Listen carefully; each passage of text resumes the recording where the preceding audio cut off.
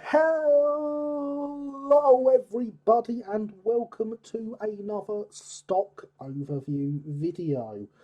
The last one of these we did was of course my terriers, so I thought today we'd have a look at my other London, Brighton and South Coast stock. And well, it takes up a fair portion of my bench, so I suppose the best place to start would be with the current unfinished stream project that I hope we are getting back to soon. I can't remember where it came in the list of projects people want to see. It is of course the Craven 1860s 042 saddle tank. Absolutely fantastic loco. Work to the Hailsham branch. As number 27 is now going to work on my layout Hailsham, despite being well out of period. But that's not important, is it? No, it's not. So that is the first of the non-terriers. Then we have another project seen on the channel, which is of course the K's K-Class, number 338, in its red oxide that it wore for its first year or so of service, which it's a year too late for my layout, but it's such a fantastic loco class that I felt I had to have one. And even better in its as-built form, with its nice flared cab roof and its tall dome and chimney that it would later lose under the Southern. They are such an elegant class, the Brighton Locos. And well, whilst we're on projects that we've covered on the channel, there is of course this beastie, number 28, the i3 we built live. And then I also have a second i3, which is number 23. This is the older wheels kit with a big cast block chassis, cast block chassis wheels kit. This is the newer Southeastern Fine Cast with a nice etched chassis, proper brake gear and everything else underneath it. They are both absolutely wonderful locos. And they are both looking absolutely fantastic. So they are my i3s, that will both work Hailsham, pulling mainly express trains that won't stop on their way through. And that is all the ones we have actually seen work on the channel. So then we have the as yet completely unmodified Bachmann Atlantic number 39. This is the H1 La France. I do plan on backdating this, so it will be getting the numbers removed, the letters removed from the tender, replaced with LB&SCR in the earlier style. It will be losing the 39 on its cab side and having that replaced with a Stroudley style number plate that it wore when new, and it will be losing its name and this royal coat of arms thing on the front splasher, and they will be replaced with the LBSC monogram. Other than that, it's a pretty straightforward, and that's basically all this one is going to get. Just a bit of a backdating to the condition it was in at the time of my layout. It still needs couplings added to it, but I do believe I have DCC fitted this one, so that's a start. So yes, I do actually already have all the stuff on hand to do this, so that will be happening sometime in the not too distant future, hopefully.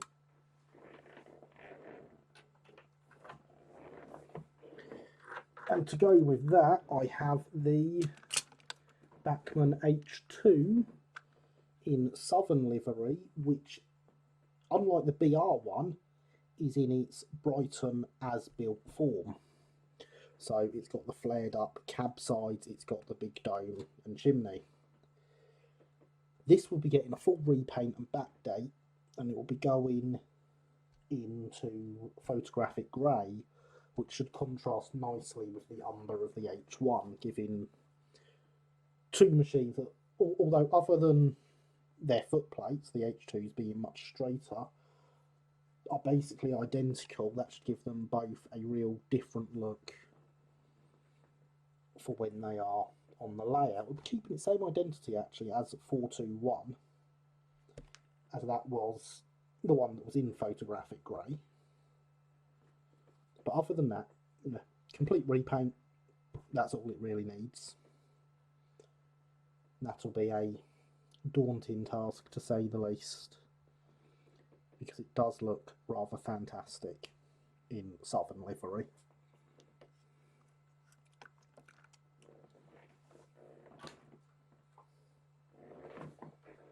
I then have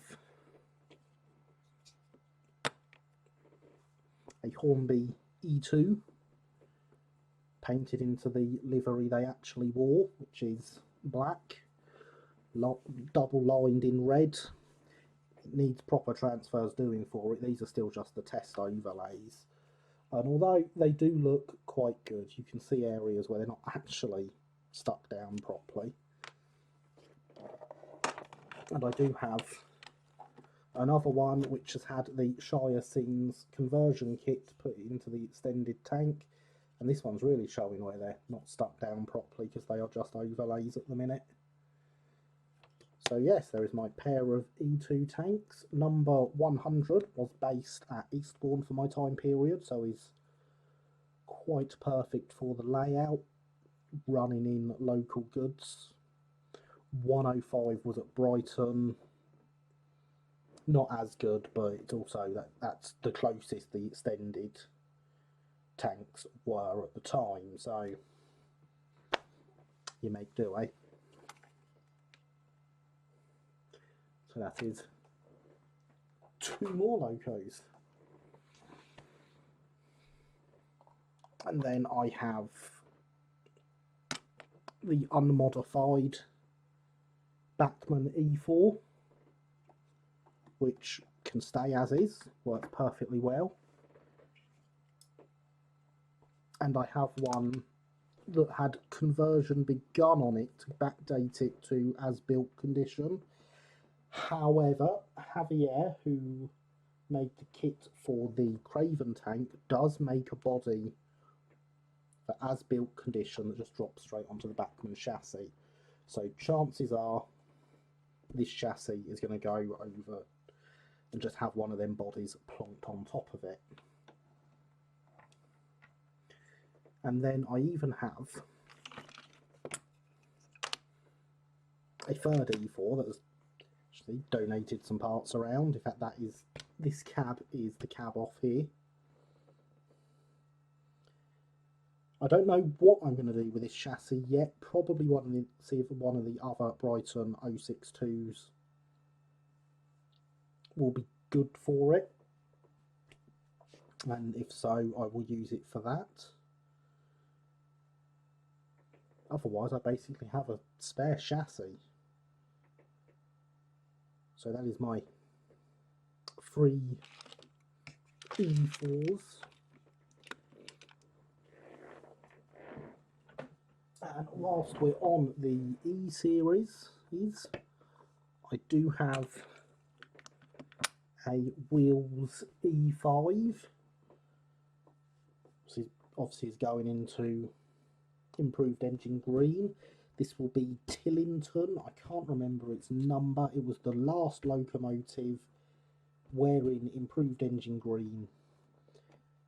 Actually, still had it in 1917. Motorised on a modified Hornby 00060 chassis, which is as designed in the kit.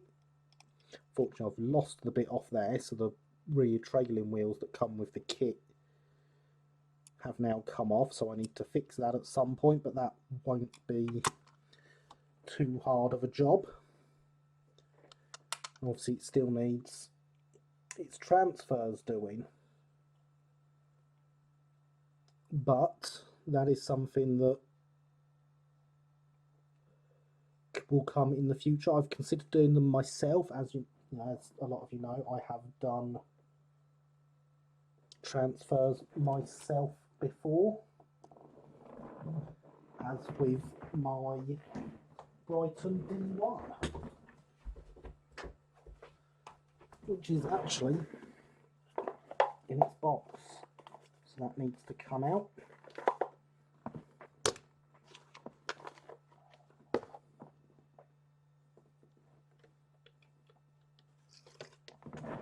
So yes, I have done my own improved engine green transfers before. However, I do know that Ian at EB Models is working on improved engine green transfers, and with the experiences I've had with his transfers, I think they will probably be better than the ones I produce myself.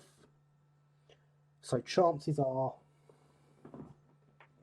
the E5, which has just dropped its back wheel off again, will wait for his transfers before getting a coat of paint, before getting lining, and then I'll get the number plates and the name for it at the same time. I'll get the name from Precision Labels, who also did Uckfield, and the names for my customised terriers, and the plates will be etched ones from Ian, as per, well, all my etched plates, because his etched plates are fantastic. So then obviously there is also the D1. Uckfield, named after the club I'm a member of, detailed up with the lamp irons, the head code for the Uckfield line, and lamps sat on the side to replace the discs when it gets dark, as was Brighton practice. Transfers by myself, as I say, name by Precision Labels from their Terrier kits. I think the name, the size of the lettering to me looks better on the bigger engines than the Terriers, and etched number plate from Ian at EB Models.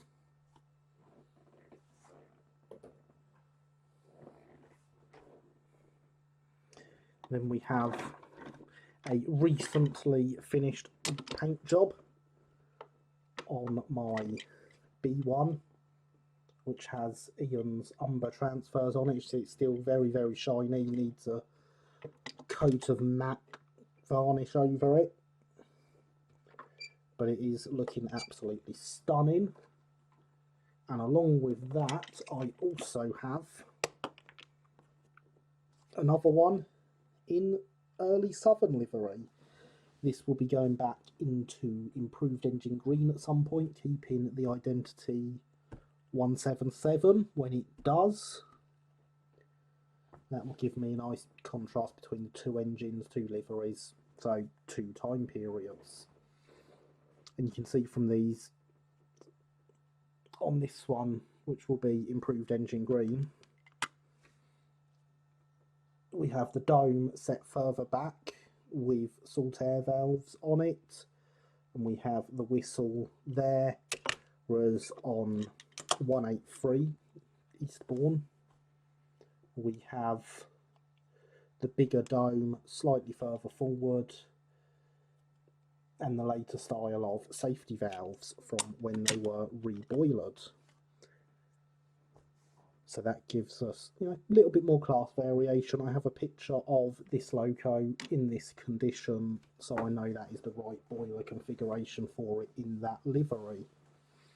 And it just makes things that little bit more different, which I do like. 183 is yet to be motorised. However, this one is not only motorised, As you can see from the cables going through to the tender there, it does in fact also have a DCC chip, which is in the tender. And it runs beautifully. It's got the original gem motor in it. It works absolutely beautifully. I think it's a lens gold chip in there. Runs wonderful with that motor.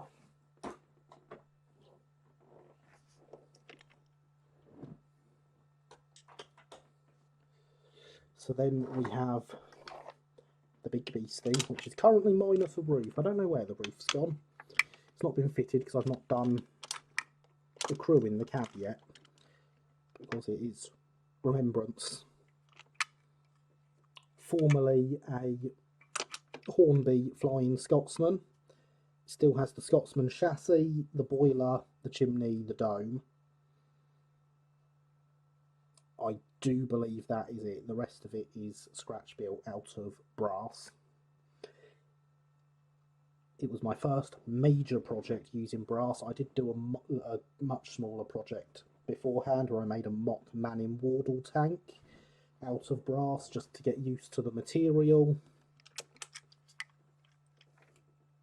But I do think that's an absolutely fantastic Loco, and I'm especially happy with it as my first job, my first major job using brass. This side still hasn't been lettered and numbered. Some will remember we did the lettering on this on the live streams over Remembrance weekend, and we really brought it to life and made it look absolutely fantastic. And then we are down to my final Brighton Loco, which is another tender engine. It's lacking a drawbar between its for its tender at the moment, but it is a C2X, currently in Southern Black. It's had one of its domes removed because although the C2Xs did get rebuilt before World War One, they didn't get the top feed hidden under a second dome until after World War One. So this will be a pre-World War One build, so it only have the single dome. It will not have the second one, which was it's actually a top feed. It needs a buffer replacing on it, which it needed when I got it. It was actually EM when I got it, and it's been re-gauged to 00. And then it needs repainting. It will be going into Brighton Goods Black, which is what my two E2s are in. We'll have, again, keep the same identity, because coincidentally enough, this one, which is done as Southern's 2448, well, number 448 in 1912, when Hailsham was set, was based in Eastbourne. So that gives me a nice heavy goods engine, correct for the year. Also, I also have the K-class for the heavy goods. So it gives me a choice of engines that are two very different engines to pull that service. And as you see, this is a Westinghouse fitted example, so it can in fact haul coaches as well. Not that I think it ever will. I believe it will just do a heavy goods through the station, possibly non-stop, probably not though. A little bit of shunting in the yard, as trains were shunted by the train engine at Hailsham. So yes, that is it. That is all of my current Brighton collection that is not terriers. If you want to see my terrier collection, you'll want to get the playlist this video is in, and the previous video in the playlist is my overview of my terriers. I haven't got any more since then. I know, it's quite shocking, but it has to happen occasionally. So that also covers them. You'll also find videos on my narrow gauge stock, and my Southeastern and Chatham locos, and things that we have done, or at the time what we had done and what we hadn't done on the live streams. But for now, that is all. Please do remember to like, comment, subscribe. If you have made it this far in the video, you are an absolute legend. Drop down there, let me know you are an absolute legend. Thank you for watching. I hope to see you in the live stream on Sunday, which, fingers crossed, will actually be going ahead this weekend. And bye for now.